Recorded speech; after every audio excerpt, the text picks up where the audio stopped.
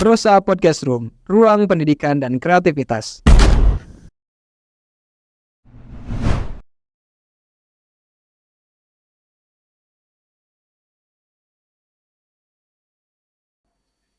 Halo Sobat Brosa, welcome to Brosa TV, your education channel. Balik lagi di program Brosa Podcast Room, ruang kreativitas dan pendidikan. Oke, balik lagi sama Arsi. Tapi sekarang Arsi nggak sendirian karena ditemani oleh salah satu figur, yaitu Bapak Dede Yusuf Macan Effendi. Halo, selamat sore. Selamat adik-adik Brosa semua tentunya.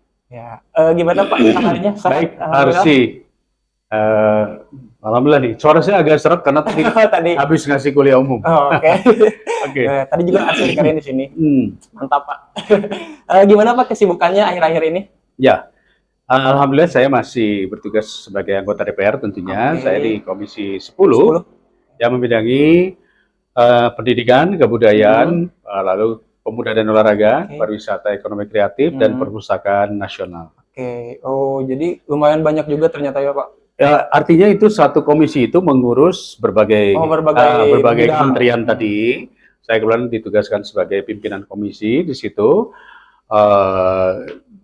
Mungkin day to day habis waktunya di sana, tetapi di sisi lain saya juga punya tugas mandat sebagai wakil ketua Komite Olahraga Masyarakat Indonesia yang baru saja kemarin baru dilaksanakan, ada Fornas di Kabupaten Bandung.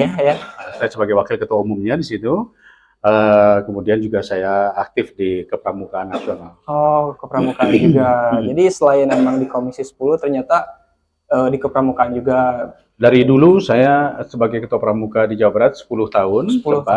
Baru kemudian saya akhirnya pindah di Kuartir Nasional. Tapi karena sibuk ya, jadi fokusnya di DPR. Oh, jadi sekarang lebih fokus ke DPR aja gitu ya. Oke, jadi boleh kita langsung aja Pak. Boleh, silakan Arsi.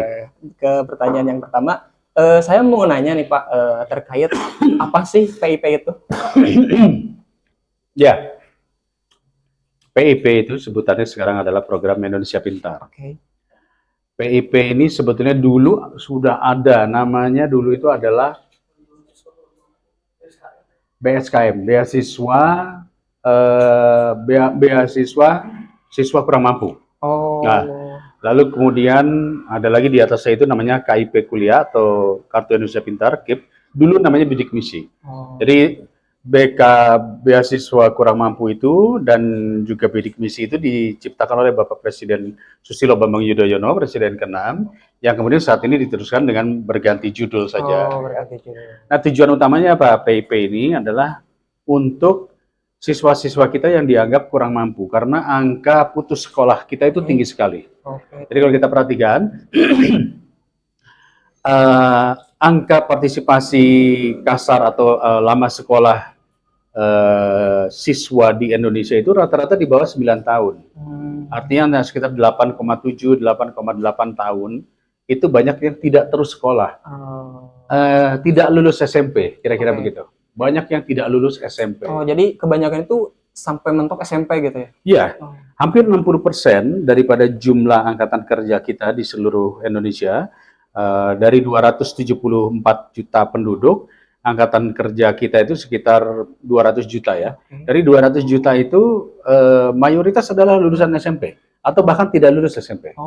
Ya, sedangkan yang SMA dan SMK itu hanya sekitar 25%. Jadi 60%-nya adalah SMP ke bawah, 25%-nya SMA dan SMK. Sisanya sekitar 15-18% itu adalah yang perguruan tinggi. Nah, dari situ kita melihat kenapa banyak yang tidak tembus ke SMA. Alasan yang paling sering kami dapat faktor ekonomi. Faktor ekonomi, sehingga akhirnya orang tua memutuskan anaknya tidak diteruskan sekolah. Nah, itu sebabnya beasiswa PIP kuliah PIP ini diturunkan dan dikeluarkan untuk 20 juta siswa. Wow, 20 juta. Nah, dari 20 juta siswa itu jumlah pelajar semua itu kira-kira 50 juta ya. Artinya tidak semua bisa tercover. Jadi difokuskan kepada mereka yang benar-benar miskin, tetapi itu harus melalui tadi DTKS ya, data terpadu kesejahteraan sosial, yang mendapatkan PKH, mendapatkan bantuan-bantuan pemerintah lainnya yang untuk masyarakat miskin. Lalu ada yang disebut sebagai hampir miskin. Hampir miskin ini jumlahnya jauh lebih banyak. Artinya Dibanding dibanding yang miskin. Oke. Miskin itu kurang lebih hampir sekitar 10%-an dari jumlah penduduk. Hampir miskin ini bisa 40%. Wah. Hampir miskin itu begitu harga bensin naik, dia langsung berubah jadi miskin. Iya. Ya, atau kena gelombang PHK dia jadi miskin. Iya, Nah, iya. ini yang sangat banyak. Itu sebenarnya sasaran PIP saat ini bukan hanya untuk orang miskin, tetapi juga yang hampir Hampir miskin. miskin. Oh, jadi itu sasarannya lumayan luas juga ternyata ya, Pak. Betul. Ya. Nah, jadi tadi kan latar belakang PIP itu dari ekonomi ya. Mungkin selain dari ekonomi, ada nggak sih latar yang lain gitu, Pak?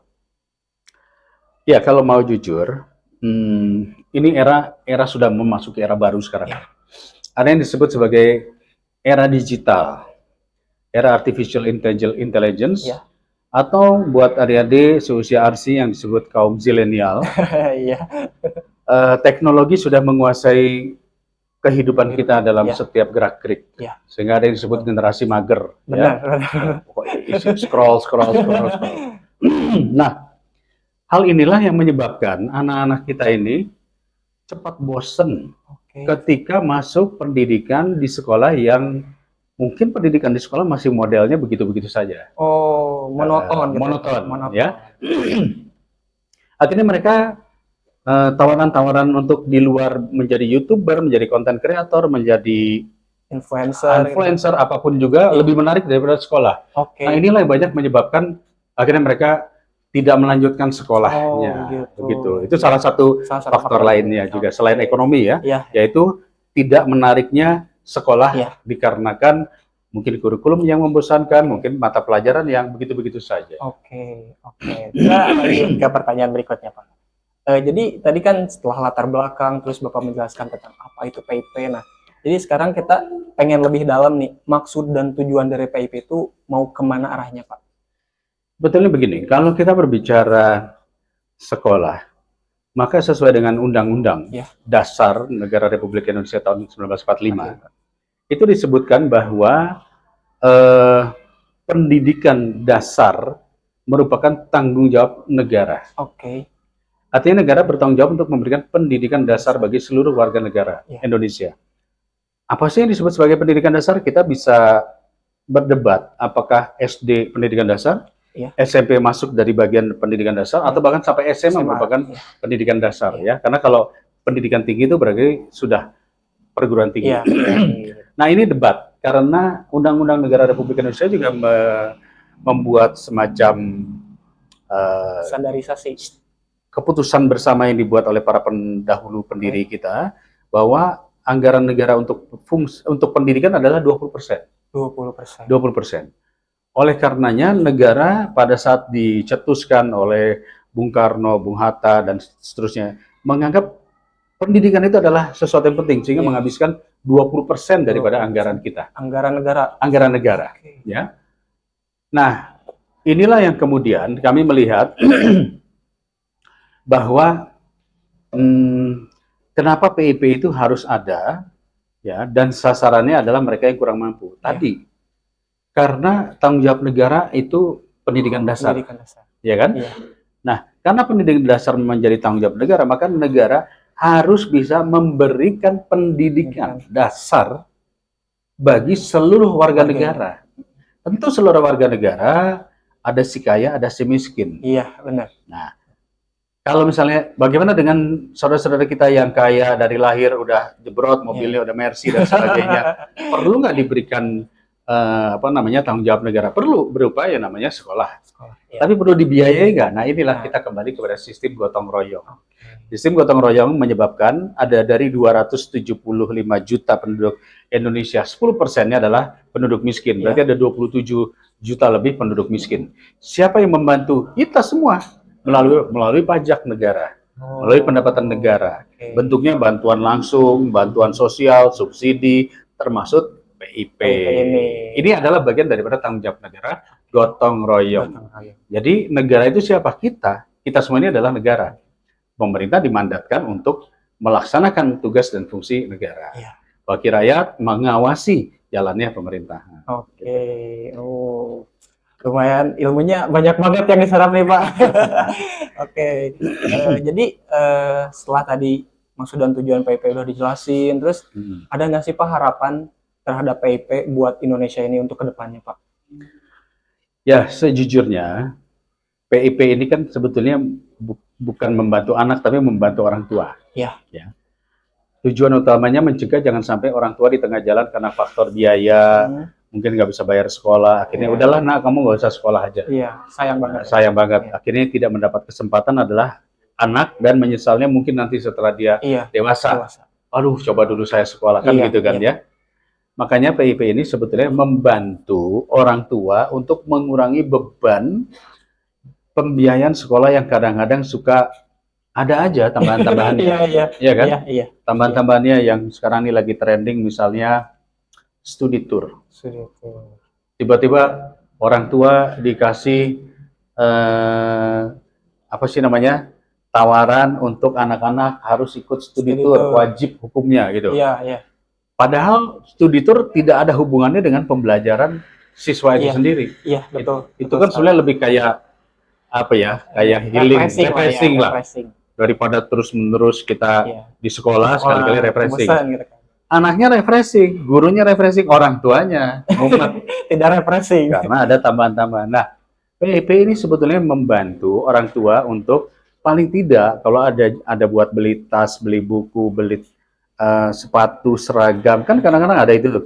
Nah, ini dibantu oleh pemerintah, oleh negara berupa PIP yang besarannya sudah ditetapkan untuk SD 450.000, SMP 750.000, SMA 1 juta kurang lebih. Oh, jadi begitu ya Pak? Tiap tahun loh. Oh, tiap tahun? Tiap tahun. Berarti 1 tahun sekali itu ya? 1 tahun sekali. Nanti kalau tahun depan dia mendapat diteruskan, dia akan mendapatkan hal yang sama juga. Amin. Oke, jadi tadi kan kita bahas PIP nih Pak. PIP kan berhubungan dengan pendidikan tadi.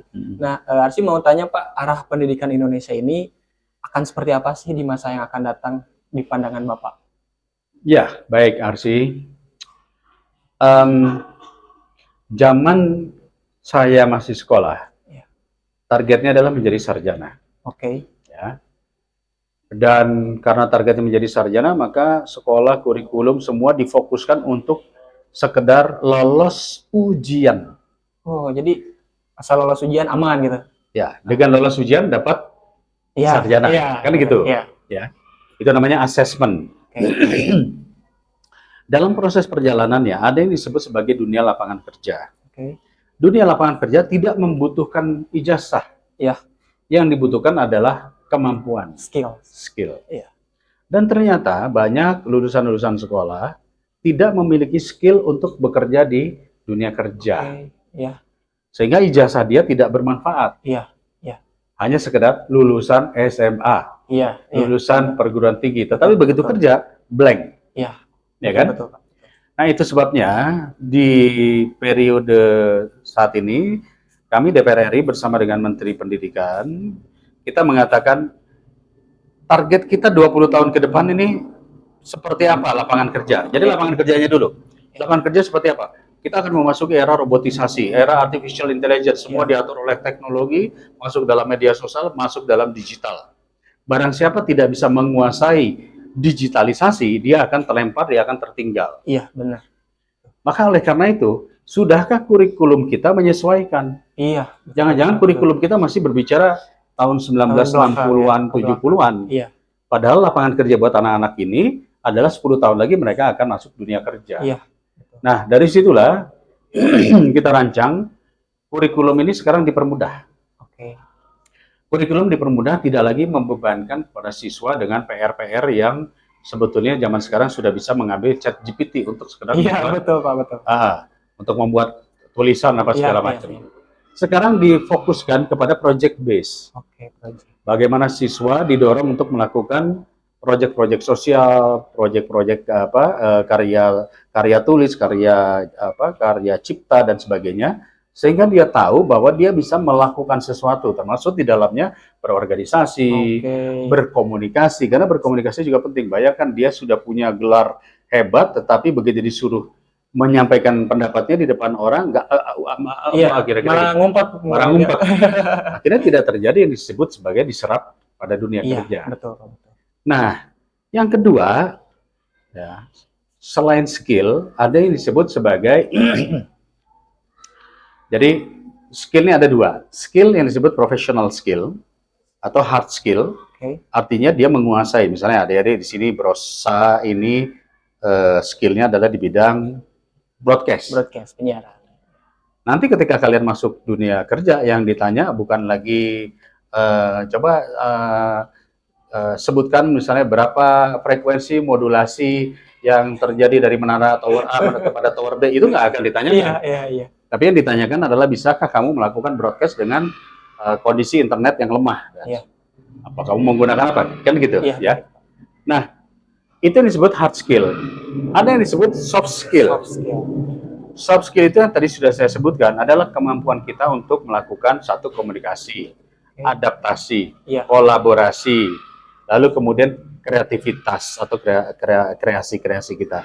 Sehingga ketika ada sebuah masalah, kita mampu berkreasi daripada permasalahan yang ada. Iya. Ya. Betul, Pak, betul. Jadi selain logika, ada yang disebut sebagai nalar, Nah, ya, dan ada yang disebut sebagai narasi. Narasi itu menerjemahkan maksudnya. iya. Ya, pemahaman ini menjadi jauh lebih penting ketimbang ilmu eksaktanya. Nah, inilah yang kemudian kita mendorong siswa juga menjadi anak yang multitasking. Wes. Benar. Paham? Paham. Multitasking ini artinya dia mampu menjalankan dua atau lebih pekerjaan sekaligus. Oke, iya. Yang itu tidak pernah diajarkan dari dulu di kurikulum sebelumnya. Kurikulum sebelumnya ya kalau sudah IPA, IPA, Iya. IPS, IPS. Iya. Sekarang diberi ruang. Kamu boleh ambil sebagian pelajaran IPA, sebagian pelajaran IPS atau sosial atau bahasa. Iya. Sehingga memiliki skill nantinya yang disebut multitasking. Oke. Mampu teknis, paham sosial. Betul banget. Gitu. Setuju, Pak. Setuju. Iya kan? Iya. Nah, inilah yang sedang kita persiapkan sehingga dalam 10 tahun lagi siswa-siswa kita menjadi anak-anak yang multitalenta. Waduh. Inilah berkahnya kalian. Kenapa? Kok bisa begitu? Sederhana jawabannya.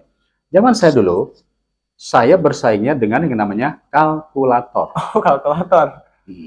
Bersaingnya Iya. teknologi saat itu adalah kalkulator, paling tinggi itu. Paling tinggi. Waduh. Era kalian bersaingnya dengan artificial intelligence. Iya. Lebih tinggi lagi. Lebih tinggi lagi.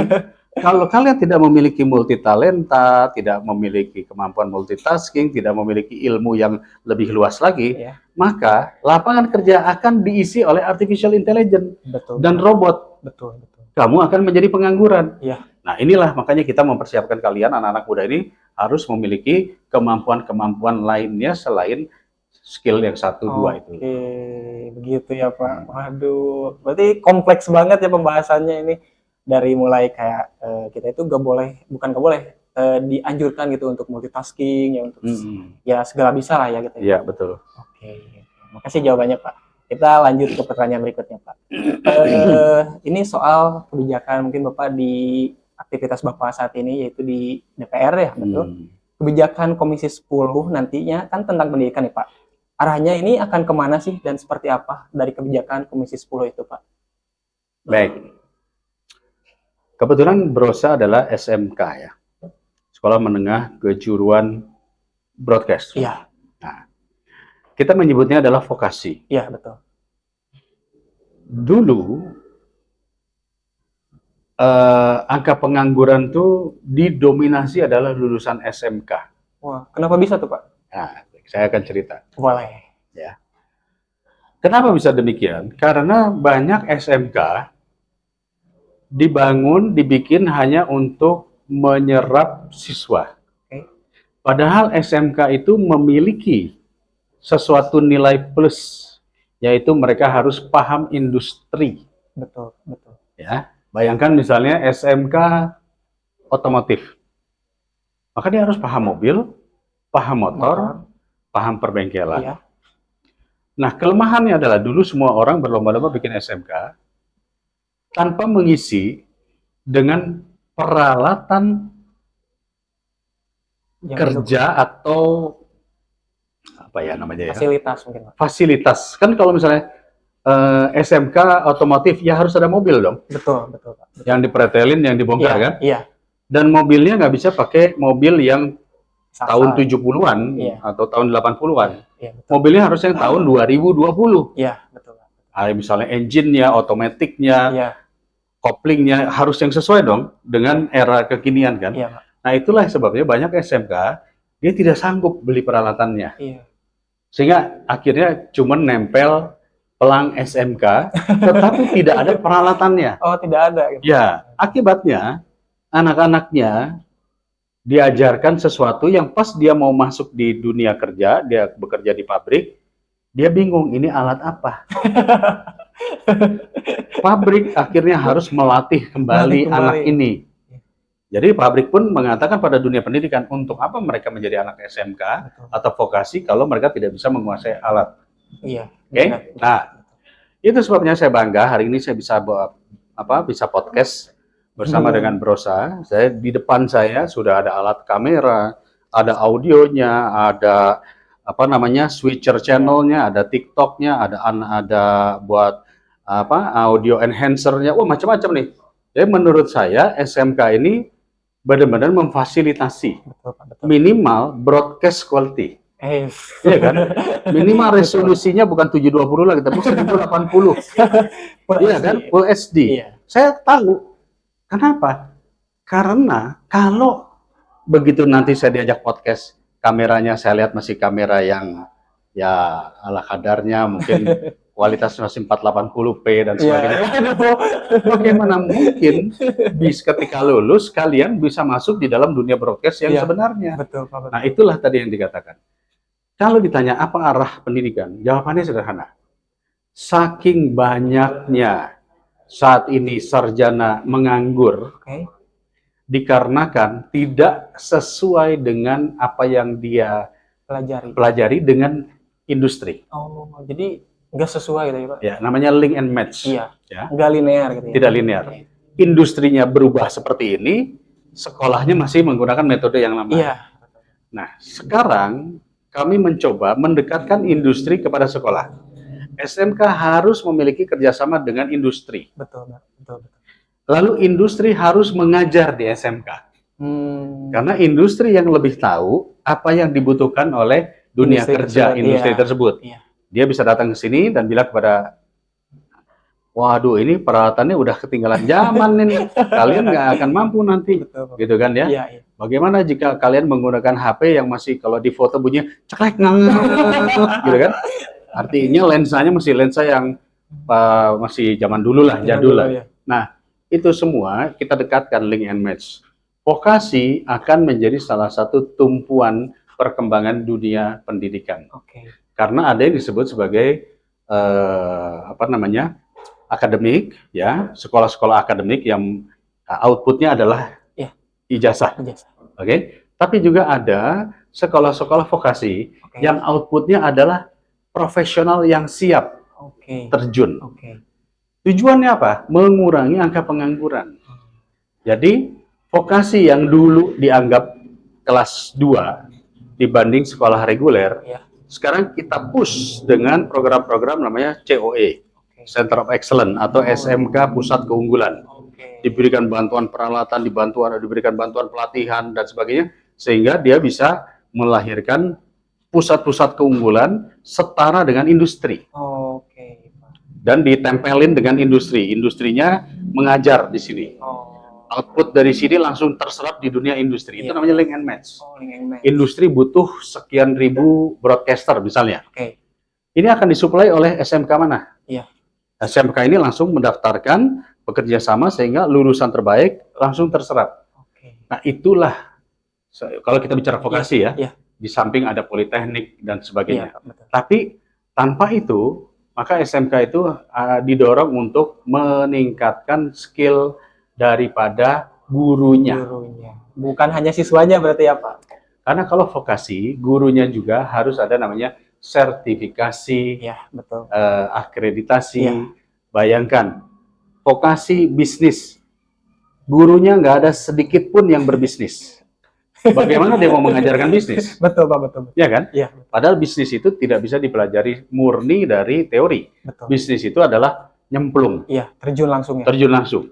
Kalau gurunya tidak pernah berbisnis, Dia akan kalah dengan siswa-siswanya yang sudah berbisnis online, jualan, live streaming. Betul Pak, nanti malah murid yang ngajarin guru ya. Jadi guru. Nah, jadi begitu. Kalau memang SMK-SMK ini tidak mampu meningkatkan peralatan, maka guru-gurunya harus Yang harus ditingkatkan ditingkatkan. kemampuannya. Oke, jadi begitu ya Pak. Waduh, ternyata panjang banget ternyata pembahasan dari satu pertanyaan ini ya Pak. Makanya jangan nambah lagi. Oh jangan nambah lagi. Ya udah deh, ini terakhir deh Pak. Terakhir. Gimana ya Pak pesan dan motivasi buat semua lini pendidikan dari mulai tingkat SD, SMP, SMA maupun SMK? Ya, saya selalu bilang, saya juga merupakan suatu contoh. Mungkin saya orang yang lama terjun di vokasi, saya ambil kursus ini, kursus itu, kemudian saya terjun menjadi seniman, menjadi artis, prestasi di bidang olahraga, mengajar macam-macam ya. Saya melihat bahwa dulu saya selalu beranggapan, pendidikan cuma sekedar ijazah, nggak penting. Itu pemikiran saya gitulah. Tapi setelah saya masuk, saya melihat bahwa kalau kita tidak berpendidikan, itu malah lebih berbahaya lagi. Betul Pak, betul. Mengapa demikian? Karena kita ini bagian daripada yang disebut global citizen. Kita bagian daripada masyarakat dunia, ya. Dan masyarakat dunia ini persaingannya sekarang menjadi 3.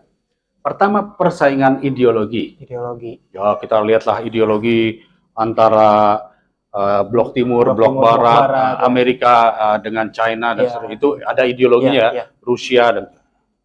Lalu kemudian ada yang namanya persaingannya ekonomi. Persaingan di bidang trading, perdagangan, ekonomi, di dalamnya ada teknologi, yang satu bikin HP ini, yang satu bikin HP ini, teknologi ini, dan seterusnya, bersaing. Dan yang ketiga adalah persaingan di bidang sumber daya manusia.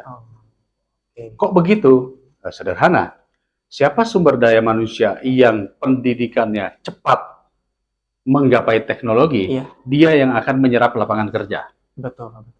Yang tidak menggapai teknologi dan pendidikannya masih di situ-situ saja, dia akan masuk kepada yang disebut pekerjaan informal. Apa sih pekerjaan informal? Ya, pekerjaan rumah tangga, nyapu, mengurusi keluarga, ataupun juga berdagang kecil-kecilan, dan itu semua informal. Itu informal. Ya, itu namanya informal. Ya. Yang tidak membutuhkan pendidikan tinggi untuk bisa melakukan itu, betul. Ya kan? Nah, sementara pekerjaan-pekerjaan yang tadi, yang menyerap teknologi, yang gajinya gede-gede, yang menggunakan artificial intelligence, bisa diisi oleh negara-negara seperti Cina, seperti Malaysia, seperti Singapura, seperti luar negeri yang sudah berlomba-lomba mengisi. Nah, itulah tadi saya katakan, buat adik-adik, jangan berhenti mengejar ilmu. Mengejar ilmu itu tidak harus di sekolah loh.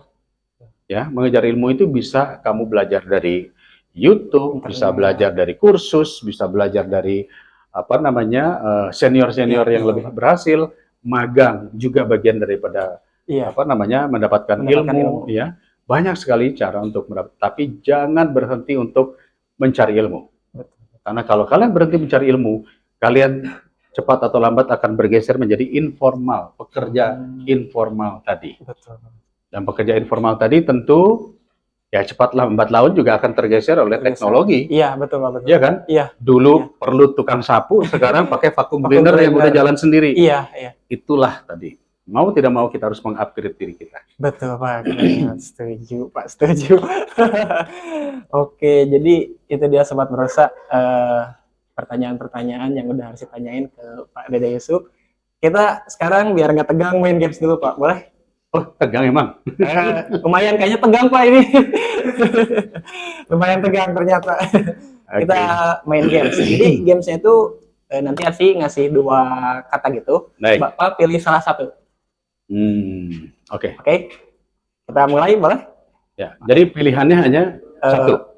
Ya satu. Nanti Arsi kasih 2 pilihan. Bapak pilih satu. Yang pertama, olahraga atau diam di rumah? Olahraga dong. Olahraga, oke. Olahraga. Gunung atau pantai? Gunung saya. Oke. Acting atau anggota legislatif? Anak gunung. Anak gunung. Lanjut, acting atau anggota legislatif, Pak? Anggota legislatif. Anggota legislatif. Reses atau paripurna? Reses. Oke. Reses. Turun ke masyarakat atau aktif organisasi? Turun ke masyarakat.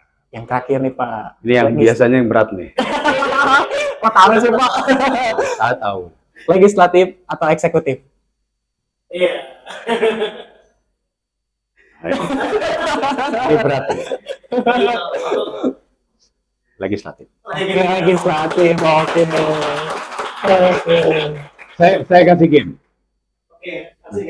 Boleh. Saya kasih game. Boleh. Kalian boleh mengikuti, ya. Oke, siap ya? Siap. Baik. Pokoknya kalau saya sebutkan sesuatu, ya, Oke. sebutkan huruf ketiga dari kata tersebut. Contoh Oke. nih, Oke. Arsi, apa huruf ketiganya? S. Ya, bagus. Sumedang, apa huruf ketiganya? M. Baik.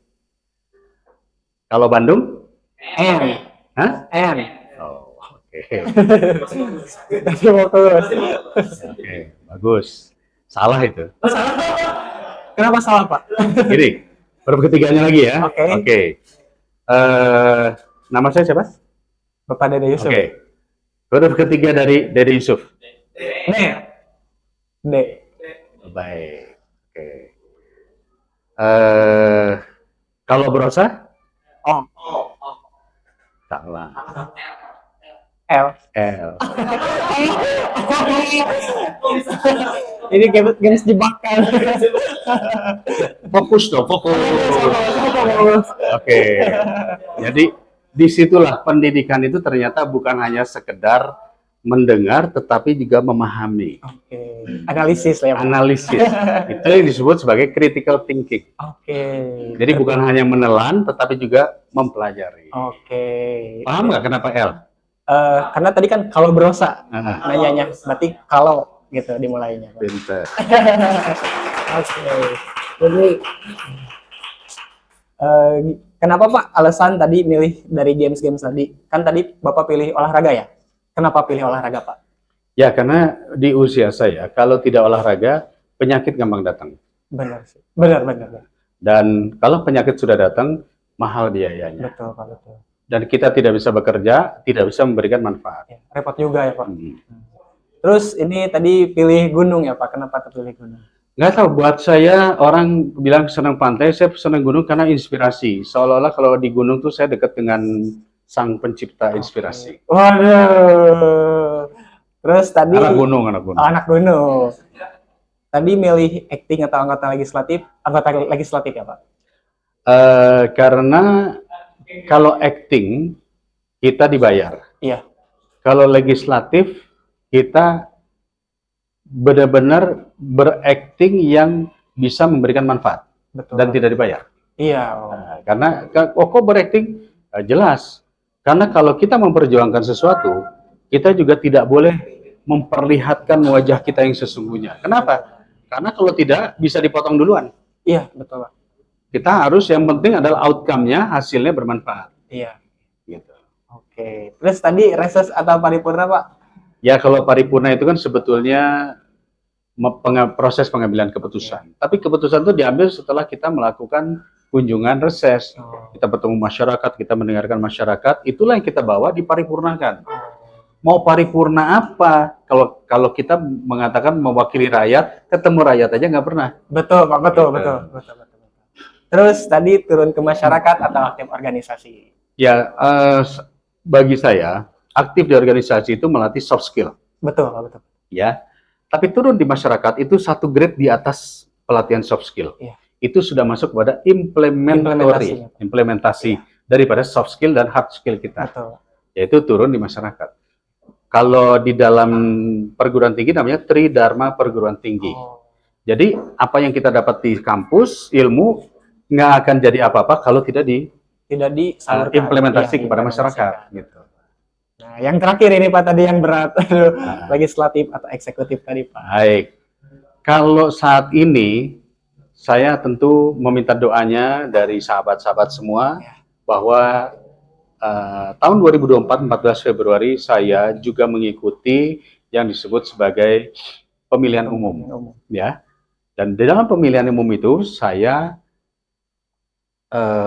maju sebagai calon anggota DPR RI. Oke. Berarti saya harus fokus untuk kemenangan di legislatif. Iya. Kalau pikiran saya lari ke sana kemari, pengen jadi ini, pengen jadi itu, maka ini tidak akan berhasil. Iya, Jadi tidak saya fokus. harus fokus kepada apa yang saya lakukan saat ini. Oke, ya jadi itu ya alasannya Pak. Betul. Aduh. Oke, jadi terima kasih Pak Oke. atas waktunya. Baik, terima kasih Arsi. Suatu kehormatan bisa ngobrol bareng sama Bapak. Sama-sama. Kalau dulu melihatnya cuma di TV, sekarang langsung ke rumah kan nanya-nanya. Aduh. Alhamdulillah. Iya. Terima kasih juga buat sobat Brosa yang udah nonton. Jangan lupa like, comment, and subscribe. Bye-bye. Thank you, makasih. Assalamualaikum. 5, 4, 3, 2, 1. Brosa Podcast Room, ruang pendidikan dan kreativitas.